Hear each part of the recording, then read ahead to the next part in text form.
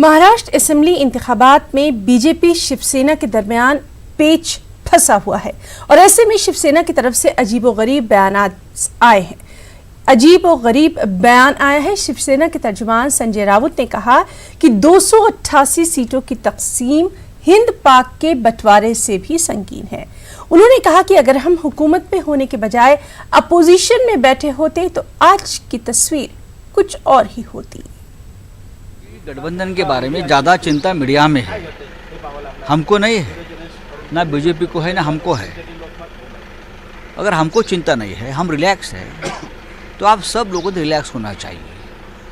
मुख्यमंत्री जी ने कहा है कि गठबंधन की चिंता जितनी उनको है उतनी हमको भी है और दोनों पार्टी के प्रमुख लोग सीट शेयरिंग के बारे में सकारात्मक चर्चा कर रहे हैं और जो भी निर्णय है आज या कल आपको बता दिया जाए। बहुत ही आखिरी दौर तक की चर्चा आई है, अब हो जाएगा। इतना बड़ा महाराष्ट्र है, 288 सीटों का बंटवारा करना है।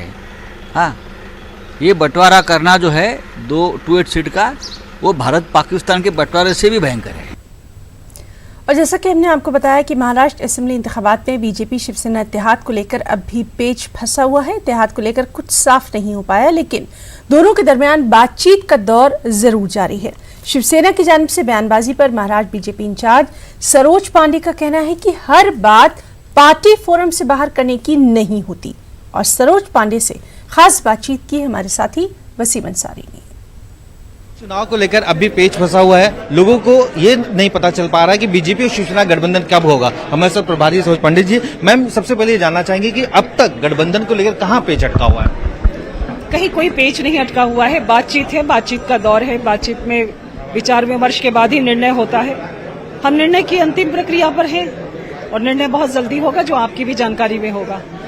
उद्धव जी कह रहे हैं कि हमारी सूची तक मुख्यमंत्री बनाएंगे, यहाँ तक उन्होंने कह दिया है। तो सीटों को बंटवारे को लेकर उनकी एक मांग थी कि 50-50 फार्मूला। क्या बीजेपी को 50-50 फार्मूला अभी तय माना जा रहा है? कुछ बातें बातचीत के बाद ही तय हो पाएंगे, इसलिए अभी मैं उस विषय पर नहीं कुछ कह पाऊंगी। एक सवाल और है कि उनके नेता कहते हैं कि ये बंटवारा पाकिस्तान के बंटवारे से भी ज्यादा, 228 सीटें बांटना काफी मुश्किल हो रहा है। पता नहीं, ये उनके स्वयं के विवेक का निर्णय है। अपने बयान पर उन्होंने जिन विषयों को कहा है, मैं कोई टिप्पणी नहीं करती, लेकिन कुछ बातों को दल में ही कहना चाहिए, बाहर कहने की बातें नहीं होती। एक आखिरी सवाल, कब तक इस पूरे जो गठबंधन को लेकर प्रक्रिया पूरी हो जाएगी? बहुत जल्दी, हम अंतिम दौर में हैं, परिणाम भी बहुत जल्दी आएंगे। शुक्रिया हमसे बात करने के लिए। सरोज पांडे जी, जिनका साफ कहना था कि अंतिम दौर की बातचीत चल रही है और जल्द से जल्द इस पूरे मामले में जो परिस्थिति है साफ हो जाएगी और गठबंधन होगा। मुंबई से अविनाश लोंढे के साथ वसीम अंसारी, न्यूज़ 18। आरबीआई ने पंजाब महाराष्ट्र कोऑपरेटिव बैंक के कामकाज पर पाबंदी लगा दी है। आरबीआई ने बैंकिंग रेगुलाइजेशन एक्ट के सेक्शन 35A के तहत कार्रवाई करते हुए कामकाज पर ये पाबंदी लगाई। वाज़ेह है कि बैंक के गलत रवैयों के सबब ये पाबंदी आयद की गई। अब पीएमसी बैंक में रकम जमा कराने और एफडी कराने पर पाबंदी लग गई है। अब पीएमसी बैंक सार्फिन सिर्फ 1000 रुपये ही निकाल सकेंगे। पाबंदी के बाद बैंक सार्फिन बेहद नाराज भी नजर आ रहे हैं। हम कैश डालने आया लक्की पेट्रोल पंप का, तो मालूम पड़ा है क्या बैंक के नोटिस लगाए अभी कैश डाल सकते हो, निकाल नहीं सकते हो और आपका आरटीजीएस वगैरह कुछ भी नहीं होएगा। जो हमारा पेट्रोल का पैसा 10-10 लाख रुपए पड़ा है, वो हमको कब मिलेगा? हमारा पेट्रोल कब आएगा? और जितने बिजनेसमैन सर्विसमैन हैं जिनके फिक्स डिपॉजिट हैं, उनको कब मिलेगा पैसा? इनके पास टाइम ही नहीं है बात करने को। कभी बोलते 6 महीना देंगे, कभी बोलते 4 महीना देंगे। और आप आम पब्लिक को अभी कितना रुपया निकाल सकते हैं? Only 1000 rupees in 6 month. Only 6 महीने में आप खाली 1000 रुपये निकाल सकते हैं। आज 1000 रुपये में एक घर का गुजारा चलता है। मेरा भी एफडी है, जो अभी मेरे डैडी का एक्सीडेंट का आया था, वो भी एफडी है। अभी बोल रहे हैं कि कुछ भी वो कर नहीं सकते, इतना सब पब्लिक का मेहनत का कमाई है, अभी उसका कुछ है ही नहीं। मम्मी को पैरालाइज है, अटैक है, पैरालाइज पूरा वन साइड। उनके भी एफडी वगैरह सब है, वो भी मेरे भी पैसे है सब। अभी मेरे पास जितने जरूरत थे पैसे, उसके लिए मैं आने लगा, तो मुझे अभी ये आपको कभी मालूम पड़ा ये बात? अब भी जस्ट ना, बहुत ही हम लोग परेशान है। प्लीज ऐसा नहीं होना चाहिए, अचानक धोखा नहीं देना चाहिए। ऐसा करेंगे तो भरोसा उड़ जाएगा जनता का। मेरा एफडी को भी 15 दिन बाकी है। मैंने उनको बोला आप एक काम करो, अगर जो आपको फाइन लेना हो फाइन ले लो, बाकी पैसा मेरे को दे दो, मैं दूसरे बैंक में या कुछ और करूँ। मेरा बहुत ज़रूरत था इस टाइम अभी। 15 दिन के बाद मेरे को लड़के का फीस भरना है, घर का और प्रॉब्लम्स है सारा। तो वो बोलती है कि नहीं, आपका जो मैच्योरिटी हो रहा है 15 दिन के बाद में, तो वो हम आपको फिर से रिन्यू कर देंगे, आपको फिर से आप रिन्यू करो। भाई मैं फिर से रिन्यू क्यों करूँ भाई? मेरी मर्जी है, मेरा पैसा मेरे को चाहिए तो मेरे को आपको देना। असेंबली इलेक्शन का बिगुल बज चुका है। मालेगांव शहर, जहां तकरीबन 27 बरसों तक जनता दल सेकुलर के लीडर मरहूम साथी निहाल अहमद एमएलए रहे, उनके इंतकाल के बाद उनके बेटे बुलंद इकबाल ने एक बार फिर उम्मीदवारी की। चंद दिनों पहले वो भी इस दुनिया से रहलत कर गए।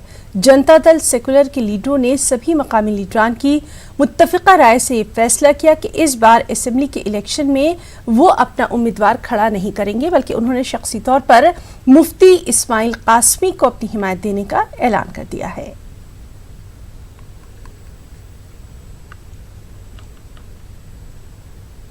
मालेगांव शहर में असेंबली इलेक्शन का ऐलान हो चुका और ये पहली मर्तबा आज़ादी के बाद से हो रहा है कि सोशलिस्ट पार्टी या जनता परिवार जनता दल इसका कोई उम्मीदवारी नहीं करने वाला। मगर इस शहर में जनता दल ने हमेशा शहर का रुख तय किया। ये जनता दल के वर्कर और जनता दल के जिम्मेदारान ने ही शहर किस रुख पे जाएगा ये तय किया। प्रेस के ज़रिए ये खबर आवाम तक पहुंचाई जा रही है कि जनता दल सेकुलर हालिया असेंबली इलेक्शन में मुफ्ती मोहम्मद इस्माइल कासमी साहब की पुरजोर हिमायत करेगी और उनको चुनकर लाने के लिए पूरी कोशिश करेगी। अमरावती पुलिस ने गुज़िश्ता साल में चोरों से बरामद किए गए चोरी के सामान को उसके असल मालिकान को सौंप दिया।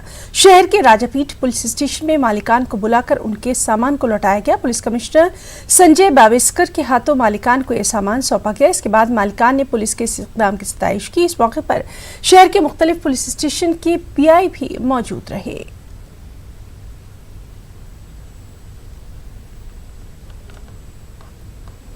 मुंबई के मुस्लिम अक्सरियती इलाके भिंडी बाजार के घोघारी मोहल्ले की गुलस्तां अपार्टमेंट को मुनहदम करने की मुकम्मल तैयारी है। 2 साल कबल तामीर होने वाली इस 9 मंजिला इमारत में 90 से ज्यादा खानदान रिहाइश पजीर हैं। बॉम्बे हाई कोर्ट ने इस इमारत को मुनहदम करने का हुक्म दिया है, जबकि इस इमारत में रहने वाले लोग हुकूमत से मजीद मोहलत की मांग कर रहे हैं।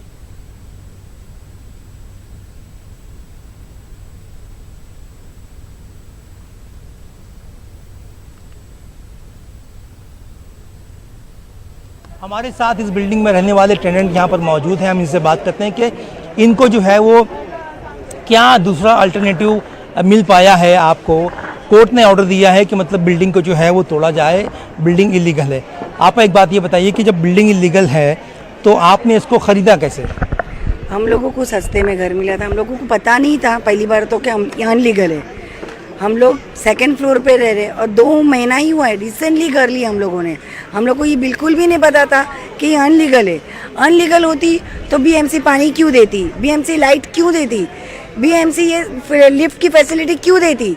BMC ने सब दिया, हमको हर चीज़ की फैसिलिटी मिली, तब जाके हमने लिया ना। अनलीगल होता तो हम पता होता, लाइट पानी नहीं तो हम तो लेते ही नहीं पहली बार तो ये बिल्डिंग में घर।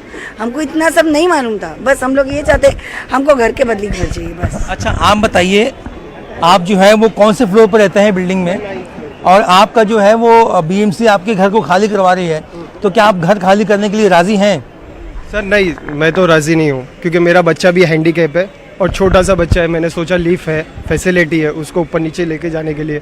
दूसरी जगह है हमारा घर, लेकिन हम लोग यहाँ पर इसके लिए आए हमारा बेच के कि मेरा बच्चा हैंडीकैप है, उसको लेके जाऊँ ऊपर। 9 साल का हो गया, आज हैंडीकैप है, तो सरकार कुछ ना कुछ करना चाहिए हमारे लिए, हमारे शेल्टर के लिए। क्योंकि हम लोग ये फैसिलिटी देख के आए कि बच्चा आज चढ़ नहीं सकता है, 9 माला तो कोई नहीं चढ़ सकता है सर। इसके लिए हम लोग यहाँ पर आए सर। जब देने के टाइम पे उन्होंने नहीं सोचा, जब उन्होंने सब कुछ दे दिए तभी हम लोग को एक भरोसा हो गया था कि बिल्डिंग लीगल है, यहाँ कुछ प्रॉब्लम नहीं होगी, तब हम लोग ने हमारे ये पैसे यहाँ पे लगाए। अच्छा आप बताइए, आप सोशल वर्कर के तौर पर यहाँ पे जुड़ी हुई है, तो क्या आपको लगता है कि मतलब ये बिल्डिंग जो है वो किसी भी सूरत में बच सकती है? देखिए, कोशिश करना हमारा काम है और हम पूरी यहाँ पे जो भी ताकत है, मुझे यहाँ के लोगों ने, मैं समाजी सोशल वर्कर हूँ, तो मुझे उन लोगों ने राब्ता किया और हम लोग कोशिश कर रहे हैं कि हम हाई कोर्ट में भी पिटीशन डालें हमारे टेनेंट की तरफ से, कि वो लोग ये मदद मांग रहे हैं हाई कोर्ट से कि जो स्टे हमको चाहिए इस बिल्डिंग की कार्रवाई रोकने के लिए, वो जल्द से जल्द मिल जाए। अब बीएमसी और कारपोरेशन पुलिस हमको अगर सपोर्ट कर रही है, वो लोग कह रहे हैं कि हमको हाई कोर्ट का ऑर्डर है, हमको करना है, तो हम अपनी तरफ से पूरी कोशिश कर रहे हैं कि इन लोगों के सर से छत ना जाए और इनका आशियाना बना रहे। और इस वक्त की बेहद अहम खबर, पाकिस्तान और मकबूजा कश्मीर में ताकतवर जलजले से जुड़ी हुई लगातार जलजले से मुतालिक अपडेट हम आपको दे रहे हैं। और इस वक्त की अहम खबर कि पाकिस्तान और मकबूजा कश्मीर में जो ताकतवर जलजला आया, उससे सड़कों पर गहरे शिगाफ पड़ गए हैं। अस्पतालों में इस मौके पर इमरजेंसी का ऐलान कर दिया गया है। और ये भी खबर है कि मकबूजा कश्मीर के मीरपुर में एक इमारत गिरी है और इस इमारत के गिरने से 50 लोग जख्मी हुए हैं। इसमें 4 लोगों की हलाकत की खबर है, 76 जख्मी हुए हैं। तो आपको बता दें कि ये तादाद जो है ये बढ़ भी सकती है। अभी जो इत्तलात हैं उनके मुताबिक 4 लोगों की हलाकत की खबर है, 76 जख्मी हुए हैं। पाकिस्तान और मकबूजा कश्मीर में ताकतवर जलजले से जुड़ी ये खबर है। सड़कों पर गहरे शिगाफ पड़ गए हैं। अस्पतालों में इस मौके पर इमरजेंसी का ऐलान कर दिया गया है। मकबूजा कश्मीर के मीरपुर में इमारत गिरने से 50 लोग जख्मी हो गए हैं। तो लगातार इस अहम खबर पर हम आपको अपडेट देते रहेंगे। एक और अहम खबर, अकोला के अल्लामा इकबाल उर्दू स्कूल में साइंस क्लब का इनेकाद किया गया। इसमें तलबा व तालिबात ने साइंस के मुताबिक मुख्तलिफ मॉडल्स पेश किए। साथ ही तलबा के दरमियान साइंस के मौजू पर तकरीरी मुकाबलों का भी इनेकाद किया गया ताकि तलबा में साइंस के मुताबिक रुझान को फरोग दिया जा सके।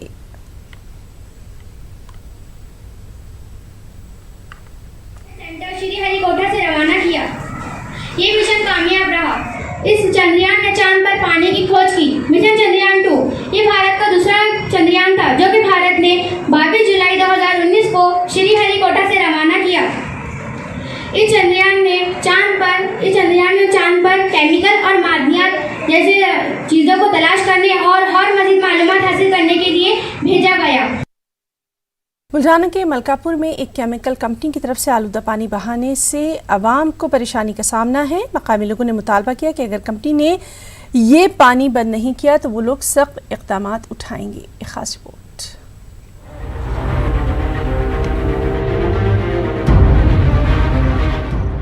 बुल्ढाना जिले का मलिकापुर MIDC इलाके में मौजूद एक केमिकल कंपनी पर नुकसानदेह पानी अवामी इलाके में बहाने का इल्जाम लगा है, जिसके सबब इंसानों समेत जानवरों को परेशानी का सामना करना पड़ रहा है। हे बेंजो कंपनीचं पाणी आलं या नदीमध्ये धरणामध्ये, याच्याकडून 7 बकऱ्या मेल्या आणि बाकी शेजाऱ्या पाजाऱ्याचे बी लय जनावर मेले। हे बंद करा। बेंजो कंपनीचं पाणी पुऱ्या गावाचे जनावर 8 दिवसांना पाणी पिता आणि याच्याशिवाय काहीच उपयोग नाही पाणी। जनावरे दगावली, काही माणसांना त्रास झाला आणि अशा परिस्थितीमध्ये जर हे पाणी असंच दूषित होत राहिलं तर निश्चितच येणाऱ्या भावी पिढ्यांवर तसेच जमिनीवर याचा विपरीत परिणाम होऊन आणि जीवितहानी सुद्धा होऊ शकते। इस पानी की वजह से तकरीबन 10,000 लोग मुतासिर हो चुके हैं, जिसमें सबसे ज्यादा नुकसान जानवरों को पहुंचा है। मुकामी लोगों के मुताबिक 18 बकरियां, 3 भैंसे और 2 से 3 बैल बीमार हो चुके हैं, जबकि कई लोगों को भी स्किन इन्फेक्शन हुआ है। त्या मुसळधार पावसात यांनी जेवढं काही यांच्याकडे पाणी स्टोरेज होतं ते सर्व पाणी एका रात्रीमध्ये आमचा रणथम पाझर तलावामध्ये सोडलं। त्याच्यामुळे आमच्या रणथम पाझर तलावाचं पाणी पूर्णपणे खराब झालेलं आहे। जर तुम्ही तुमच्या पाण्याचं नियोजन करू शकले नाही तर आम्ही एक मताने सांगतो, या बेंजो केमिकलला आग लावल्याशिवाय राहणार नाही। इलाके में आलूदा पानी के सबब लोगों में गुस्से की लहर पाई जा रही है। इन लोगों ने कंपनी से मुतालबा किया है कि अगर जल्द ही इस पानी को नहीं रोका गया तो वो लोग सख्त इक़दाम उठाने पर मजबूर हो जाएंगे। न्यूज़ 18 उर्दू के लिए बुल्ढाना से रिजवान खान की रिपोर्ट।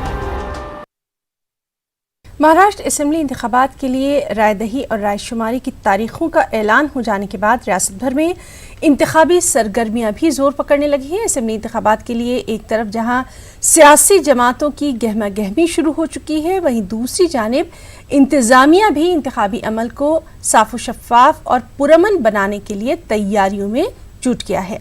और इसी ज़िम्न में नांदेड़ जिला कलेक्टर ने इंतखाबात से मुताल्लिक़ की गई मालूमात देने के लिए प्रेस कॉन्फ्रेंस का इनेकाद किया। मीडिया नुमाइंदों से बातचीत में उन्होंने कहा कि नांदेड़ पार्लिमानी हल्के के तहत जुमला 9 असेंबली हल्के हैं, जिनके लिए 23,204 एहलकारों को तैनात किया जा रहा है। नांदेड़ में 9 असेंबली हल्कों के लिए 25,42,450 राय दहिंदगान अपना हक राय दही इस्तेमाल करेंगे। जिले भर में 2,955 पोलिंग स्टेशन कायम किए जाएंगे। नेशनल रजिस्टर ऑफ सिटीजन यानी NRC को लेकर अवाम और ख़ासकर मुस्लिम हलकों में ज़बरदस्त बेचैनी और बेहद फिक्र देखी जा रही है और इसी बात को लेकर मुतादिद अफवाहें भी गश कर रही हैं। लिहाजा इस पर बेदारी मुहिम चलाने और लोगों को अपने दस्तावेज़ात दुरुस्त करने के लिए एक मुहिम चलाने की बेहद ज़रूरत है और इसी के तहत मुंब्रा में SK रेजिडेंसी के इश्तिराक से कुछ समाजी कारकुनान ने एक खास बेदारी प्रोग्राम का इनेकाद किया। एक रिपोर्ट। आसाम में हाल ही में NCPR यानी नेशनल रजिस्टर ऑफ सिटीजन शुरू करने के बाद से अवाम में फैली बेचैनी और घबराहट को लेकर अब नेशनल पॉपुलेशन रजिस्टर यानी NPR के मुतालिक भी तरह तरह की बातें पाई जा रही हैं। हालांकि NPR एक तरह से मर्दमशुमारी है। NRC क्या है?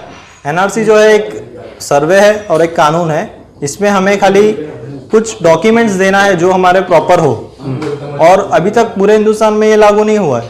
पूरे हिंदुस्तान में जो लागू होने की डेट आई है वो NPR की है, जो अगले साल 2020 1 अप्रैल से आने वाला है। ये एक मर्दमशुमारी ही है जो हर 10 साल में हमारे हिंदुस्तान में हमारे मुल्क में होती है, तो इसमें घबराने की ज़रूरत नहीं है। बस आपको डॉक्यूमेंट्स देना है जो आपके लगने वाला है, एक रिहाइश का और एक एज का।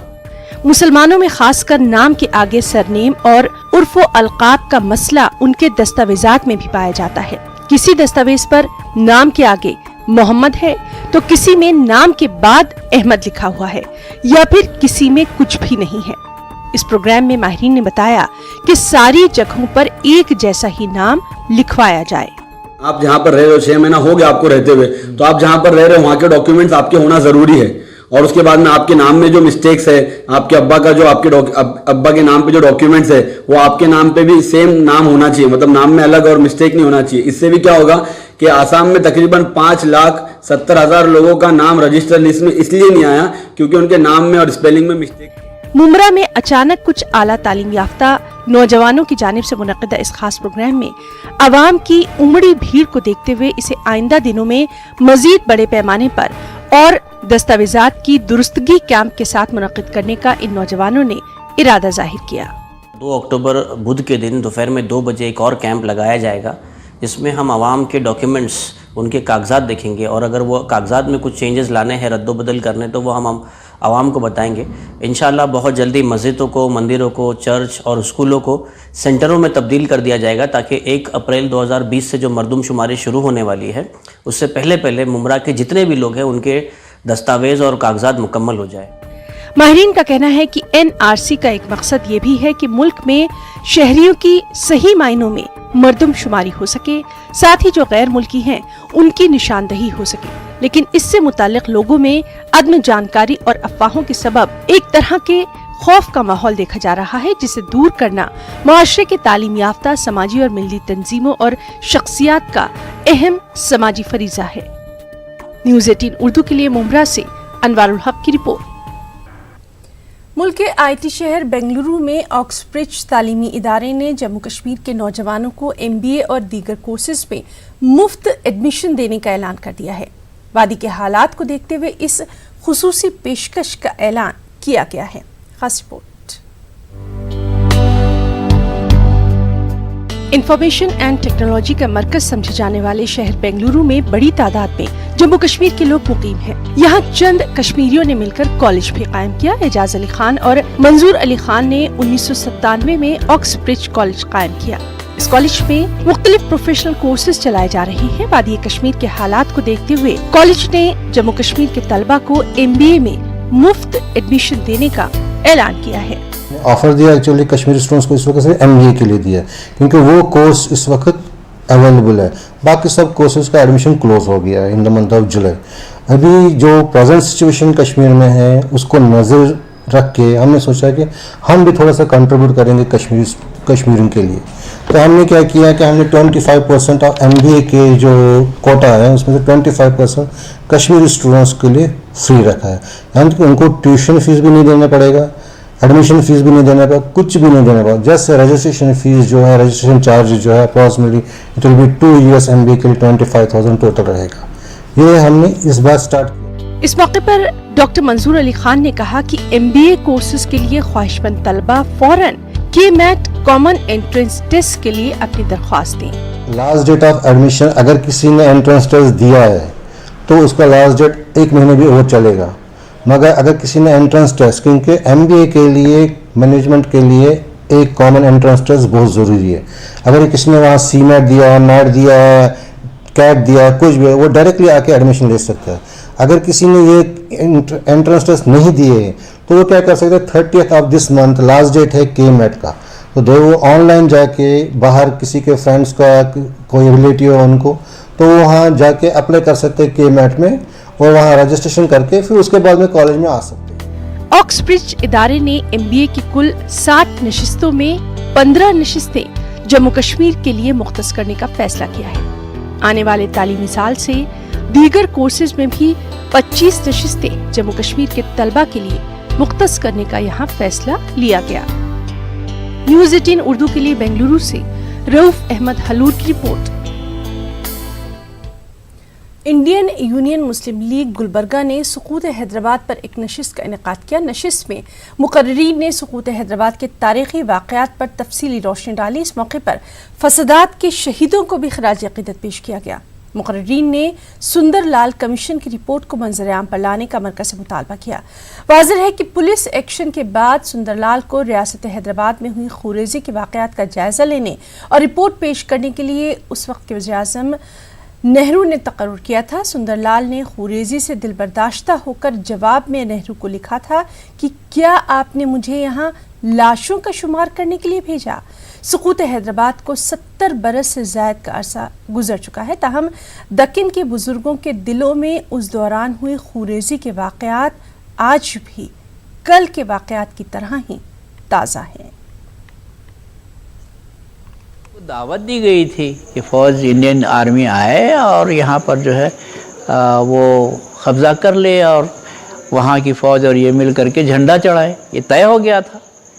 इसके बावजूद ये कहना कि हमने लड़ झगड़ करके जो है यानी शहीद हो करके कुर्बानियाँ दे करके हैदराबाद हासिल किया है, ये इंतहाई झूठ बात है। रज़ाकार जो एक्चुअल वो सोशल वर्कर थे, होम गार्ड्स की तरह थे और उन्होंने समाजी खिदमत अंजाम दी, उनको खामखा के बदनाम किया गया और महज ये पुलिस सेक्शन में जुल्म तशद्दुद फैलाने की एक वजह चाहिए थी इनको और वो वजह बनी रज़ाकारों का जुल्म। तो फरीब आलम से आ रही थी फौज, वहाँ पे इत्तला में लेके और आदमी वहाँ की दरगाह के बौड़ी में गिर के मर गए थोड़े। वहाँ से फिर इधर गुलबर्गा आ रहे हैं उनको बोले, रात में इत्तला मिली, गुलबर्गा आ रहे हैं बोले में गुलबर्गे के लोग पब्लिक क्या करे, घर खाली करे, खाली करके दरगाह में गए। दरगाह में गए थोड़े लोग, बहुत सारे लोग दरगाह में गए। बाद में इधर खेड़े पाड़े को चले गए, इधर माल के टिबल को खेड़ा है, हम लोग हमारे भाया भावजा सब इधर चले गए। मेजर शाहनवाज खान हैदराबाद कर्नाटक संघ के लीडरों ने कर्नाटक के रायचूर जिले के मानवी में वाक़ सभी वक्त जायदादों को पाहनी पथ में अपडेट करने का मुतालबा किया। संघ के लीडरों ने आज रायचूर शहर में एक प्रेस कॉन्फ्रेंस के बाद मीडिया के नुमाइंदों से बातचीत की।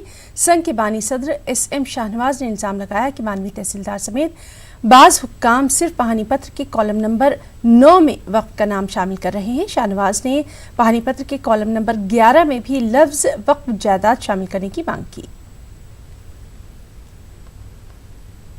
नंबर 11 के अंदर उसका अंदर मेंशन करना है।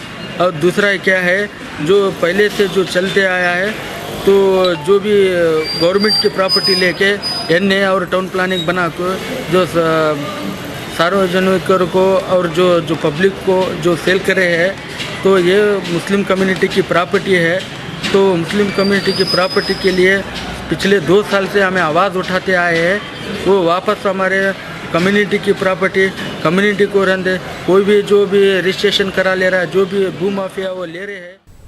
बेंगलुरु में नौजवानों की तंजीम फ्रेटर्निटी मूवमेंट का इजलास मुनक्किद किया गया। इस इजलास में मारूफ सोशल एक्टिविस्ट तीस्ता सितलवाड़ ने भी शिरकत की और इस मौके पर तीस्ता ने कहा कि पहले वोटर लिस्ट से नामों को हटाने की कोशिश की जाती थी, लेकिन अब दस्तावेजात से ही लोगों को गायब करने की कोशिश की जा रही है। इन हालात में अवाम को बेहद चौकन्ना रहने की जरूरत है। वेलफेयर पार्टी के नुमाइंदों ने इस मौके पर कहा कि मरकजी हुकूमत NRC और दीगर मुद्दे उछालकर असल मसाइल से अवाम की तवज्जो हटाना चाहती है।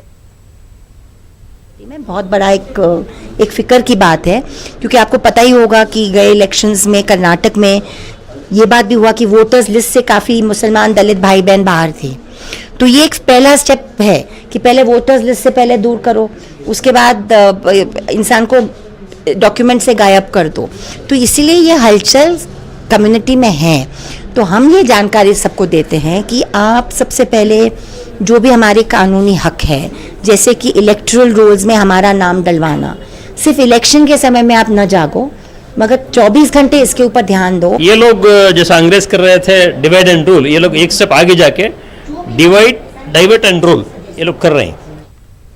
कर्नाटक में अक़लियती तलबा की स्कॉलरशिप का मसला अब तक हल नहीं हो पाया है। बेंगलुरु में अक़लियती डायरेक्टरेट ने ऐलान किया कि पोस्ट मैट्रिक स्कॉलरशिप की रकम तमाम तलबा के बैंक अकाउंट में जमा कर दी गई है। अगले हफ्ते तक प्री मैट्रिक और मेरिट कम मीन्स स्कॉलरशिप की रकम भी जमा कर दी जाएगी। लिहाजा तलबा अपने बैंक अकाउंट को एक्टिव रखें। स्कॉलरशिप के मसले को लेकर रोजाना बड़ी तादाद में लोग माइनॉरिटीज डायरेक्टरेट के दफ्तर के चक्कर भी लगा रहे हैं। वाज़ेह है कि कर्नाटक कई अक़लियती तलबा को साल 2018 की स्कॉलरशिप अब तक नहीं मिल पाई है।